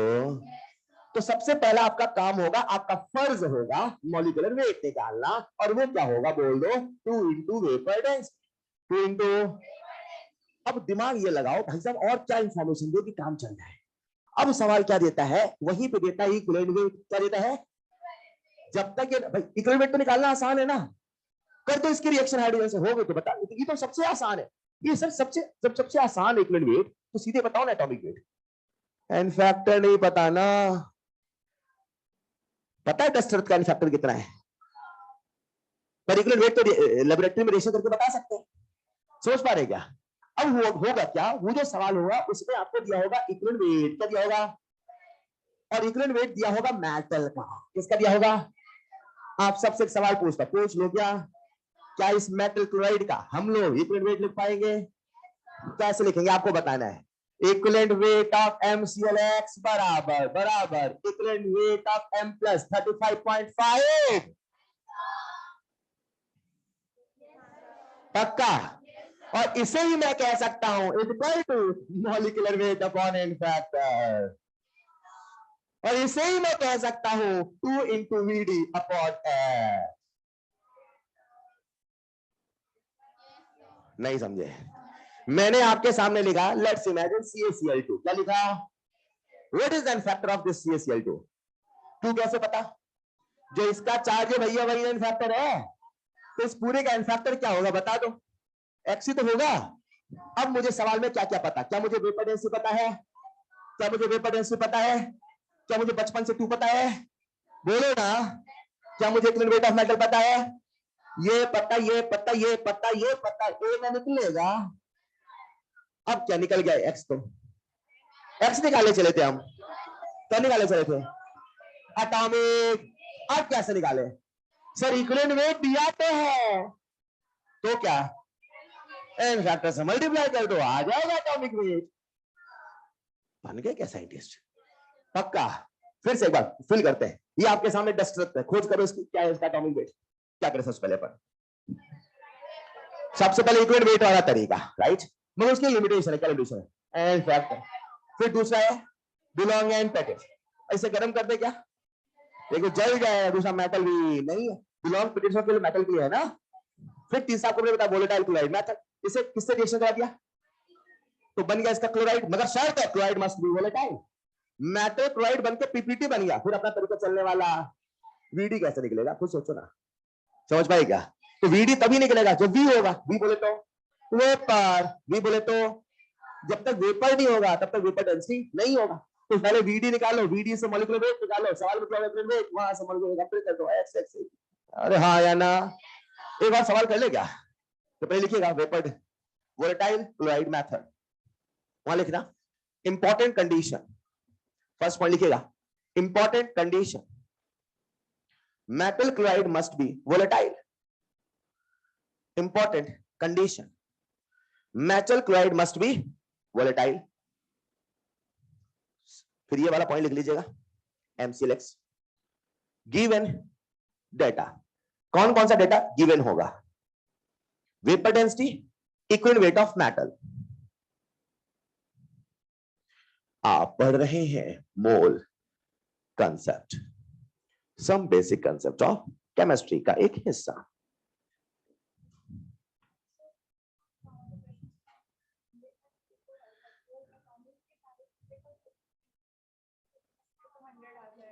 है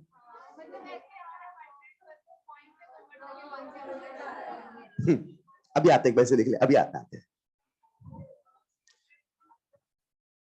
जब 100/34 इंटू 34 करके 100 बोलना था तो सीधे 100 बोलने में क्या दिक्कत थी? क्या उसने पाप किया था अकेले 100 ने?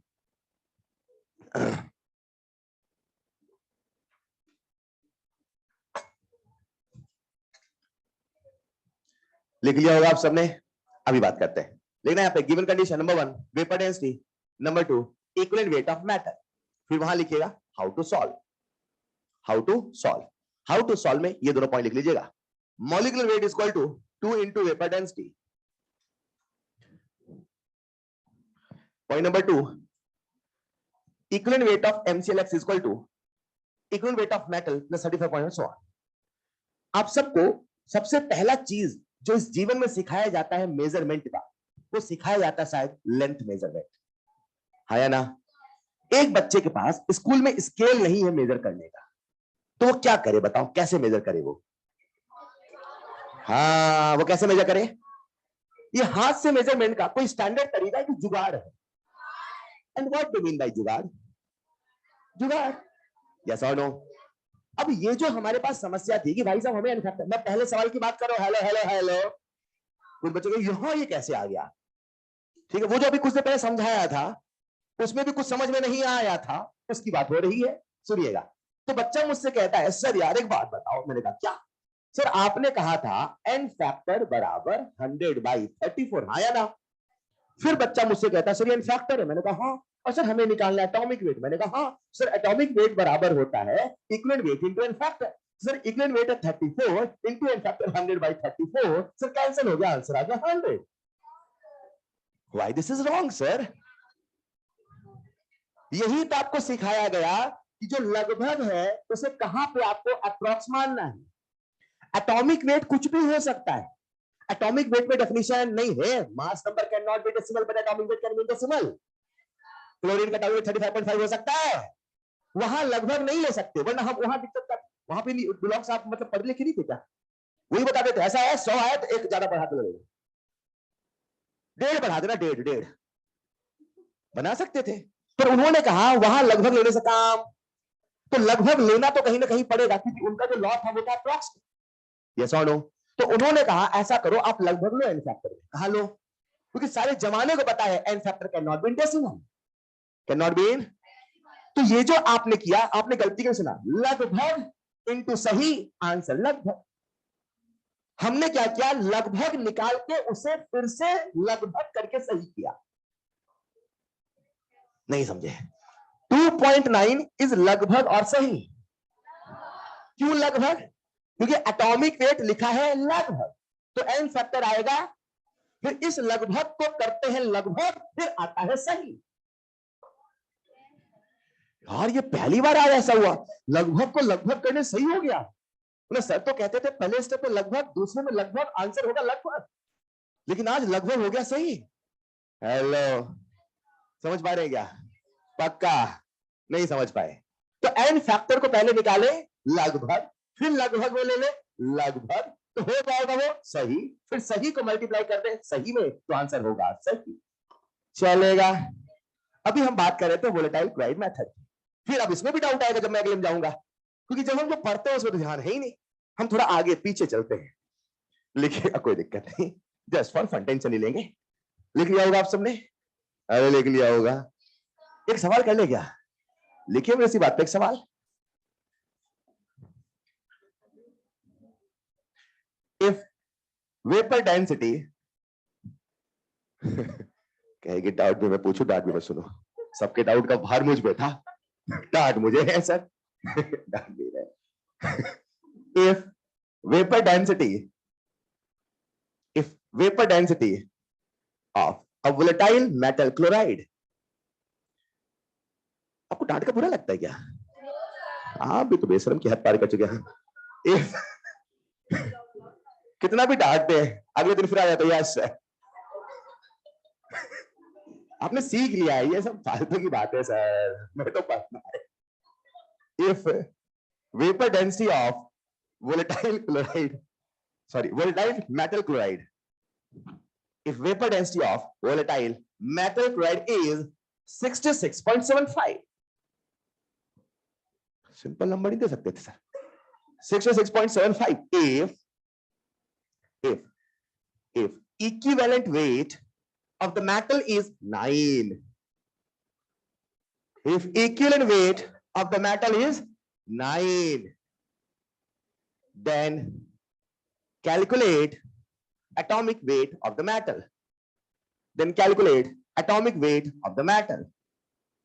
कुछ बच्चे बड़े समझदार होते हैं, पता, वो लोग ट्रिक बनाने लगते हैं। वो क्या सोचते हैं, यार अगर मेटल होता तो मेटल का इन्फेक्टर होगा या तो 1 या तो 2 या तो 3। अरे इतना तो आपने भी भाई केमिस्ट्री पढ़ा यार, क्लोराइड बनाओगे तो या तो 1 या तो 2 या तो बच्चा दिमाग लगाता है। ये आंसर या तो होगा 9 या तो 18 या तो 27। 27 आते से याद आता है, ये तो अपना एयर है। नहीं समझ पाए? मैंने इसी तरीके में आपको इसका जुगाड़ी बता दिया। हेलो, खैर आप तो पूरा सॉल्व करेंगे, आप पूरा सॉल्व करेंगे।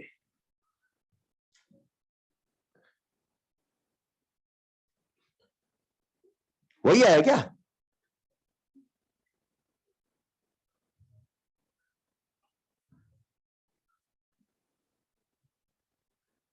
भाई अगर कोई मेटल है, ऐसा कोई मेटल है क्या इसका इन्फेक्टर डेड कौन है? मेटल किस ग्रुप में होते हैं? डी ब्लॉक में, पी ब्लॉक में है? मेटल्स किस ब्लॉक में होते हैं? हाँ, सभी ब्लॉक्स में होते हैं। बहुत अच्छे, करेक्ट है। कुछ बच्चे बोलते हैं डी, कुछ बच्चे एस, तो मैंने कहा पी में कि डी में? सब में ही है यार, कैसी बातें कर रहे हैं। हेलो, प्योर मेटल किस में है? सारे सारे मेटल। पक्का पक्का पक्का? सोच के बताएंगे। शायद एस में भी एक दो है लफड़े वाले, कुछ याद आ रहा है क्या, जिनमें कोवेलेंट कैरेक्टर ज्यादा डोमिनेटिंग था। खैर खैर, इन जनरल सबको मेटल ही मानते हैं, मेटल ही मानते हैं, पर ये कहते हैं मेटल कैरेक्टर कम है। अब मैं कहना क्या चाहता हूं भाई साहब, अगर कोई भी, अच्छा ये इसका नाम क्या है? Volatile chloride metal, applicable for metal chloride. अब कोई भी मेटल होगा तो मेटल इन्फेक्टर तो 1 या तो 2 यही होगा ना यार। अच्छा, डी ब्लॉक के मेटल क्लोराइड वोलेटाइल होते हैं क्या? डी ब्लॉक के एलिमेंट्स, मतलब आयरन हुआ, कॉपर हुआ, ये उड़ते हैं क्या? ऐसे होते तो बढ़िया होता, गोल्ड बना उड़ाते हैं नहीं? तो गोल्ड क्लोराइड, ये सब पकड़ो पकड़ो गोल्ड। समझ पा रहे क्या? तो अगर उड़ने का नंबर आया या तो इधर वाले या तो पी वाले, मतलब एक ट्रिक बता रहा हूं, आप सोच सकते हैं। तो आंसर या तो इंटू 1 होगा, या तो इंटू 2 होगा, या तो इंटू 3 होगा। हेलो, और 1 2 भी बहुत रेयरली मिलते हैं, तो कोई दूसरा नंबर मिलेगा। फिलहाल क्या आप सबने सॉल्व कर लिया होगा? आइए देखते हैं कैसे सॉल्व करें। मुझे बता दो, क्या हमने वेपर डेंसिटी दिया है? क्या वहां से मॉलिक्यूलर वेट निकाल लिया?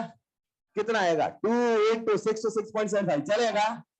अच्छा, फिर हमें उसने दे रखा है इक्विवेलेंट वेट, हाँ या ना? तो जो मेटल क्लोराइड होगा उसका जो इक्विवेलेंट वेट होगा वो होगा 9 plus 35.5, this is nothing but 44.5। बोलो हाँ या ना? क्या यहां से x की वैल्यू निकाल लेंगे? तो x कितना आएगा? 2 into 66.75 upon 44.5, it comes out 3। yes or no? ये जो x है, क्या ये फैक्टर है? हमसे पूछा है एटॉमिक वेट है, बोलो हाँ या ना? तो equivalent weight into n factor बोले तो 27, बोले तो अपना Al है, हाँ या ना? एक और सवाल कर लेगा। अच्छा, सवाल करने के पहले अभी मैंने आपको कितने मेथड बता दिया? 3।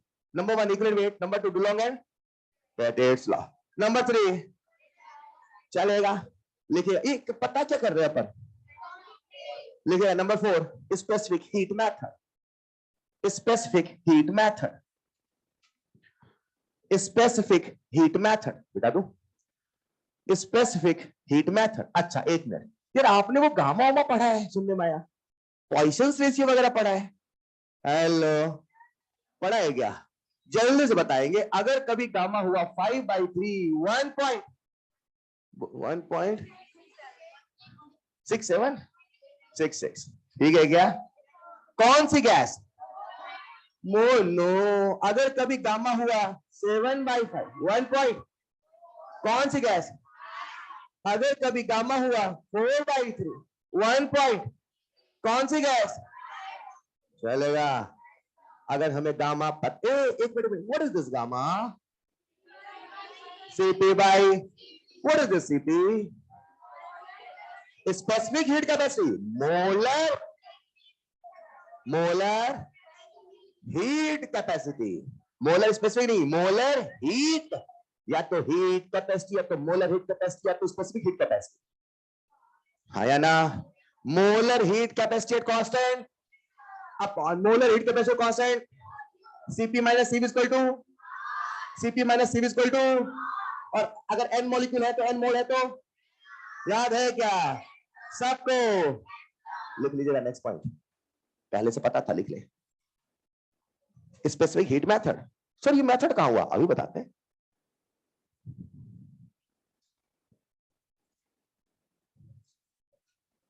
अच्छा एक सवाल मैं आपसे पूछ लूं क्या, ये मेथड अपन कहां लगाए, सॉलिड में लगाए कि गैस में लगाए?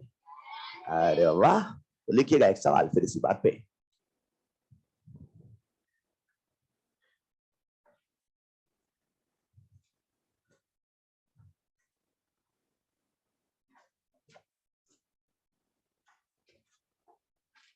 बोलो क्या, इफ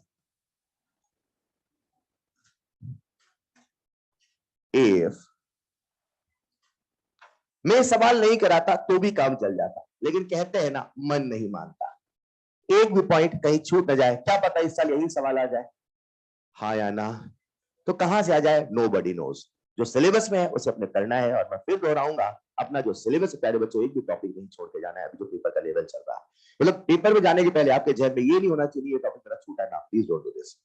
इधर घटिया सवाल आते हैं, सिंपल सवाल आता है, अगर आपने ऊपर ऊपर से पढ़ा तो भी बन जाते हैं, पर नहीं पढ़ा है तो दिमाग में वहम ऐसा होता है भाई सबने पढ़ा नहीं, नहीं करेंगे, छोड़ दो। वैसे लेट्स इमेजिन आयनिक एक वहम होता है, हमने नहीं पढ़ा, नहीं किया तो छोड़ दो, पर ये नहीं होना चाहिए। एक बच्चे ने बिल्कुल नहीं पढ़ा, वो ऊपर ऊपर से पीएच निकालना सीख ले, वो जाए पेपर दे और सोचे मैंने पढ़ा है और इससे सवाल बने, इतने सिंपल सवाल आ रहे हैं, समझ पा रहे क्या? हर अगले साल ड्रास्टिक चेंज नहीं आएगा, ऐसा नहीं होगा इस साल इतना गंदा चेंज आएगा बिल्कुल JEE advance NEET is bigger than, ऐसा नहीं होगा, ऐसा नहीं होगा, समझ पा रहे क्या?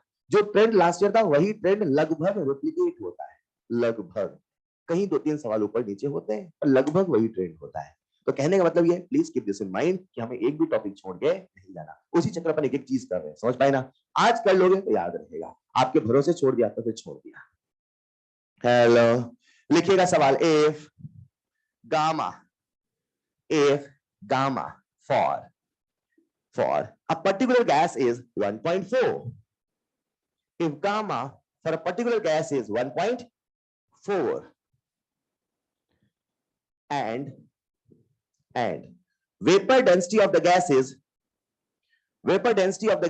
16, then calculate, if vapor density of the gas is 16, then calculate atomic weight of the gas. गौर करिएगा, then calculate atomic weight, molecular weight ना बोला है, then calculate atomic weight.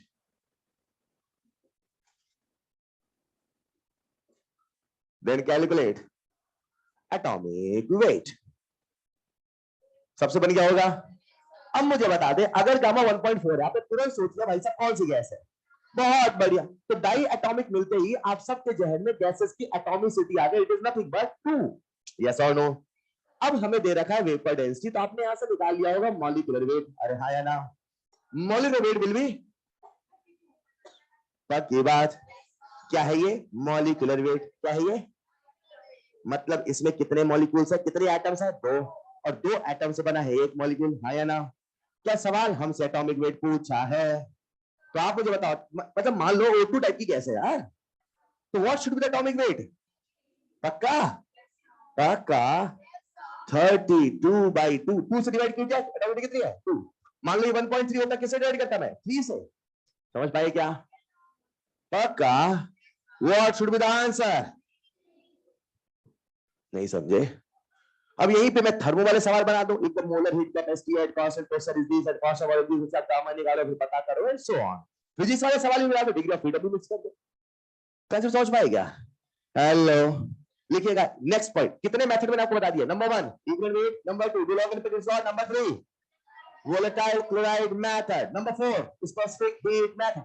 लिखिएगा number next, very very less important, very very less important, law of isomorphism, law of isomorphism. मुझे पूरा यकीन है inorganic chemistry में आपने कुछ आइसोमॉर्फस कंपाउंड्स के बारे में सुने होंगे, सुने हैं? आइसोमॉर्फस, आइसोमॉर्फस,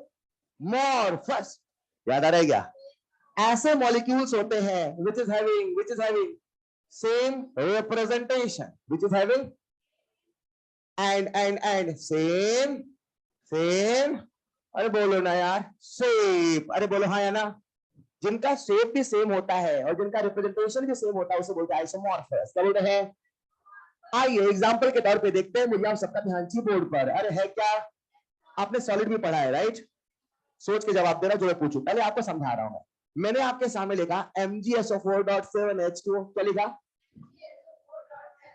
और फिर मैंने आपके सामने लिखा FeSO4.7H2O। ध्यान से देखना, क्या दोनों का रिप्रेजेंटेशन बिल्कुल सेम है? सात पन्ने सल्फेट सल्फेट, अंतर कहां है? Mg और Fe के। तो इनका जो रिप्रेजेंटेशन है वो बिल्कुल डिक्टो सेम होता है। And the best part is इनका शेप और स्ट्रक्चर भी सेम होता है। ऐसे कंपाउंड कहते हैं आइसोमॉर्फस। तो मैं कहूंगा ये दोनों क्या है? आइसोमॉर्फस। अब आइसोमॉर्फस का फायदा क्या होता है? आइसोमॉर्फस जैसे मान लो मुझे नहीं पता था यहाँ पे कौन है, तो बोलूंगा मेरे पास एक MgSO4 है और एक दूसरा कंपाउंड है MsO4, वो आइसोमॉर्फस है। कैसा है? जैसे ही पता चला आइसोमॉर्फस है, मुझे उसकी वैलेंसी पता चल गई। क्योंकि अगर ये आइसोमॉर्फस है उसके जैसा, तो यहाँ पे इसकी वैलेंसी मुझे पता है, तो मैंने इसकी वैलेंसी भी जज कर ली। भाई साहब वही। अच्छा, वैलेंसी का थोड़ा लफड़ा था। इक्विवेलेंट वेट निकालने में कोई मेहनत लगती थी? लफड़ा कहां आता था? वैलेंसी में, एन फैक्टर में। एन फैक्टर बोले तो वैलेंसी, एन फैक्टर फील कर रहा हूं ना यार। ये सब एक्सपेरिमेंटल मेथड है, एक्सपेरिमेंट से फील करना पड़ेगा। I can not make you learn these things, you have to feel. ठीक है क्या? तो अब हुआ क्या, एन फैक्टर मिल गया। तो आइसोमॉर्फस जानने से हमें मिलता है इनफैक्टर, इनफैक्टर मिलता खेल खत्म। यस और नो? अब मैं आपसे पूछूंगा बताओ इनमें कौन आइसोमॉर्फस है। ठीक है, अब हमारा खेल होता है इनमें से कौन आइसोमॉर्फस है पहचानने में। हेलो, क्या ये ऊपर वाले दोनों आइसोमॉर्फस हैं? है? मैंने आपके सामने लिखा KClO3 और KMnO4, क्या ये आइसोमॉर्फस है? है पक्का? तो आपने कहा आइसोमॉर्फस नहीं है, रिप्रेजेंटेशन ही डिफरेंट है यार। फिर अपन आते हैं अगले प्यारे बच्चों। मैंने आपके सामने लिखा KClO4 और KMnO4, क्या ये आइसोमॉर्फस है? शानदार जवाब यार। मैंने आपके सामने कहा CHCl और NaCl, क्या ये आइसोमॉर्फस है? और आपका जवाब गलत है, इसीलिए मैंने याद दिलाया था, सॉलिड आपने पढ़ा है। सीजियम क्लोराइड का स्ट्रक्चर होता है BCC टाइप, और NaCl। हर CCP पे कौन बैठा है और हर OB पे कौन बैठा है? Na plus. तो इसका शेप इससे डिफरेंट है। भले फॉर्मूले का रिप्रेजेंटेशन सेम है मगर शेप डिफरेंट है, हेंस बोथ आर नॉट। ना समझे? सर इसका फायदा क्या होगा? फायदा होगा हमें वैलेंसी मिलेगी। फिर वैलेंसी मिलेगी तो क्या, अरे झट से इनफैक्टर मिलेगा तो झट से एटॉमिक वेट नहीं मिला। मिला क्या? कॉपी में लिखिएगा, लॉ ऑफ आइसोमॉर्फिज्म लिखना first point. Molecules having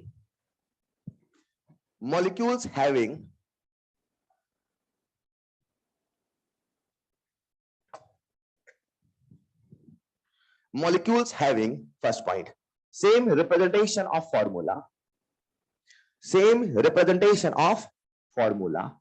and same shape. Example cross कर देना, लास्ट लिख देना फ्रॉम सॉल्व।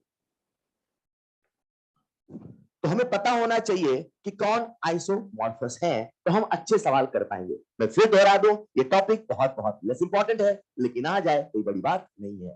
पहले बहुत साल पहले आया करते थे, अभी नहीं आ रहे हैं, क्या पता उनको याद आ जाए अपना इतिहास, और फिर अगले साल से हमारा इंपॉर्टेंस बढ़ जाए। समझ पा रहे क्या? तो it's better be prepared before.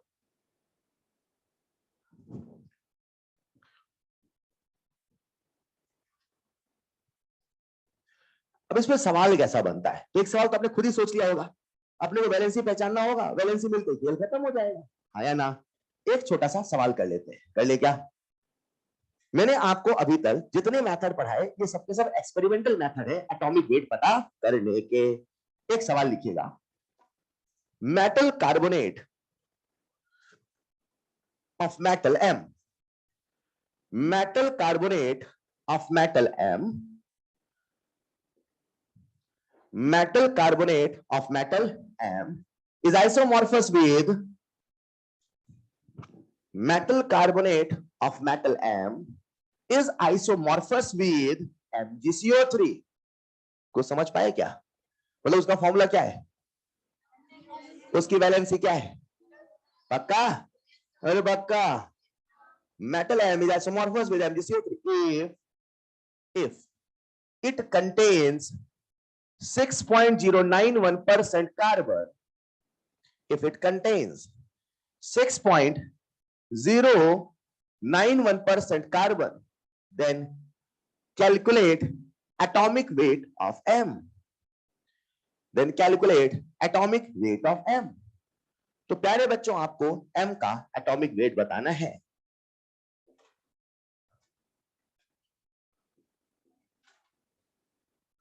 Then calculate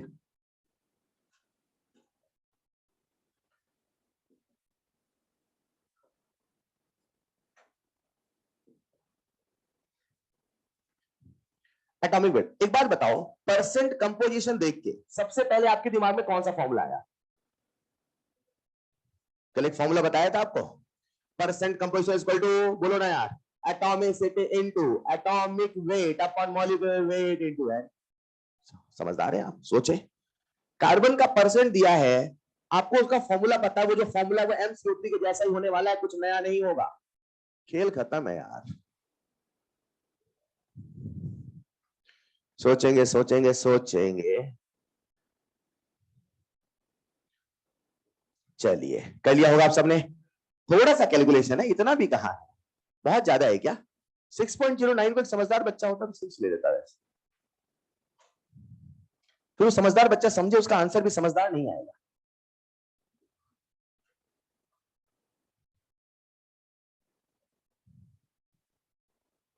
आयनिक में लगभग लेना सिखाया था, हर जगह नहीं, हर जगह आप लगभग ले लेते हैं। चलिए कोई दिक्कत नहीं, अभी क्लास में आप करें तो चलेगा, पर ये ऑप्शन बनाने के ऊपर डिपेंड करता है। चलिए समय समाप्त। कितने बच्चों ने पूरा कंसेप्ट दिमाग में सोच लिया? अच्छा क्या करेंगे, सोच तो लिया सबने ना? पक्का ना? अरे पक्का ना? अब देखो जरा, MCO3 उसका फॉर्मूला है, तो जो परसेंट कार्बन होगा वो कैसे लिखूंगा मैं? 1 × 12 अपॉन मॉलिक्यूलर वेट × 100। बोलो हाँ या ना? और कार्बन का परसेंट दिया है 6.09। यस और नो? इसे जब आप सॉल्व करते हैं तो यहां से मिलता है मॉलिक्यूलर वेट। क्या मिलता है?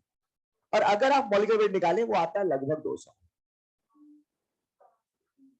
हेलो 6 यार आप भी क्या कर रहे हैं? फिर खत्म नहीं हो गया सवाल? जब इसका मॉलिक्यूलर वेट 200 है, इसका अकेले का वेट 60 पूरे जमाने को पता है, तो इनका कितना वेट हुआ? तो फिर सोच क्या रहे? अरे हाँ या ना? नहीं समझ पाए? समझ पाए क्या?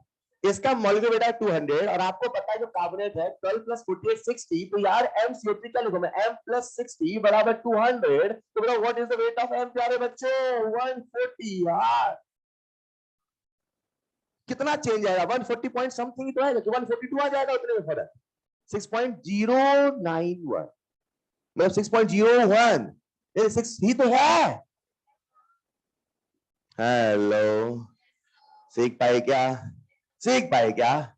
अगर आप सच में सीख गए, एक सवाल मैं आपको देता हूं और बिना मेथड पढ़ाए, देखते हैं आप करते कि नहीं करते हैं। लिखिएगा एक और सवाल। 2 ग्राम of a particular substance,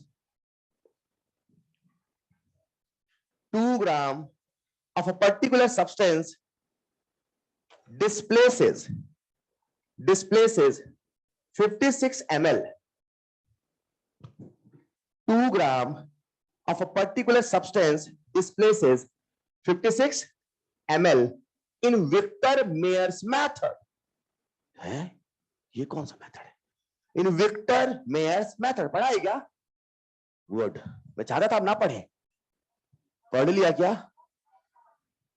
in Victor Meyer's method. अब देखो कैसे आप बिना पढ़े सवाल करते हैं। Then calculate in Victor Meyer method. then calculate atomic weight of the substance at STP condition. Then calculate atomic weight of the substance at STP condition. तो प्यारे बच्चों, STP कंडीशन पे आपको एटॉमिक वेट बताना है। मुझे नहीं पता विक्टर मेयर क्या है, मुझे इतना पता है 2 ग्राम को तौलने पे 56 ml मिलता है, या 56 ml को तौलने पे 2 ग्राम मिलता है। 2 ग्राम का वॉल्यूम 56 ml है, 56 का वेट 2 ग्राम है। अरे अरे 56, अरे अरे 1 मोल, अरे अरे काय का विक्टोरियन मेथड? नहीं समझे, हिंट दिया मैंने। 56 ml 2 ग्राम, तो 1 ml हाउ मच ग्राम? तो 22400 ml। मैं इन सवालों के माध्यम से बताना चाहता हूं, ये भी इस चैप्टर का हिस्सा है, वेरी वेरी बेसिक, अपने कॉमन सेंस आप कर सकते प्यारे बच्चों।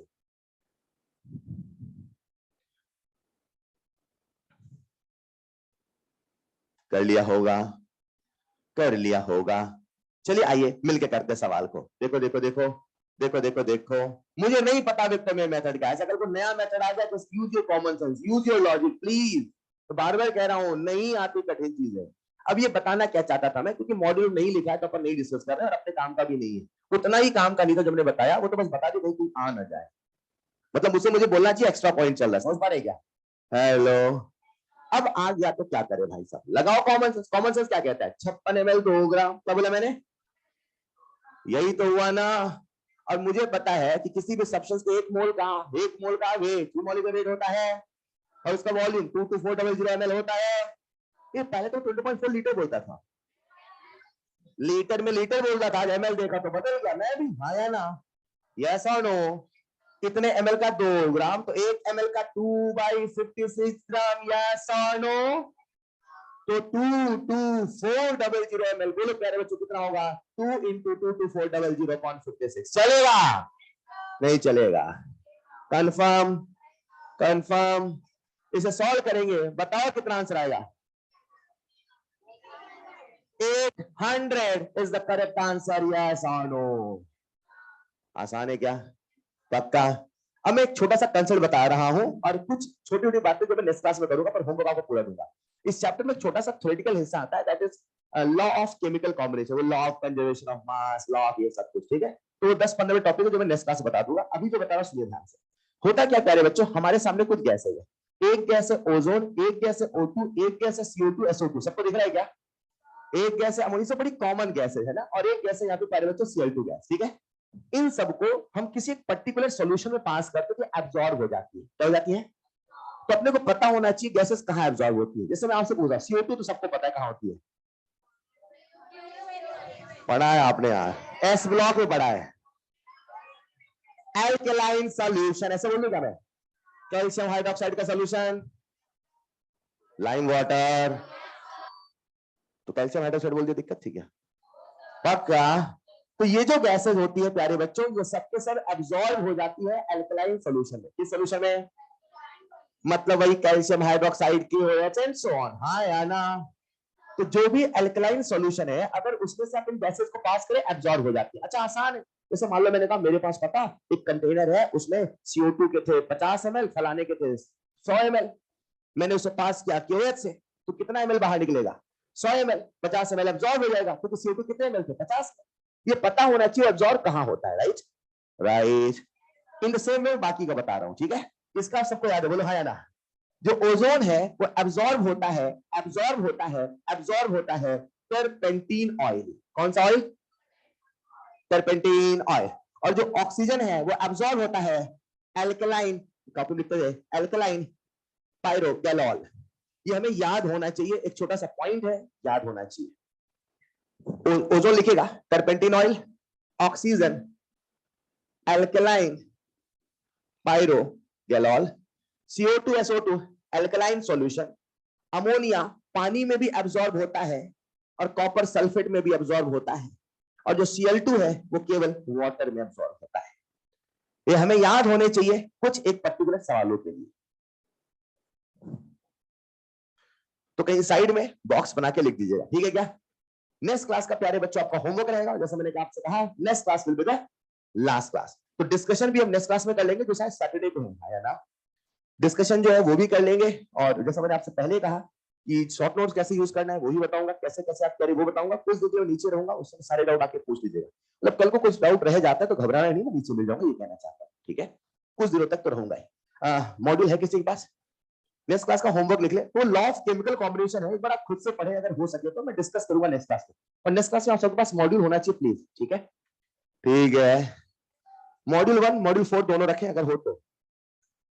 आपका होमवर्क रहेगा प्यारे बच्चों नेक्स्ट क्लास का, beginner box complete, beginner box complete,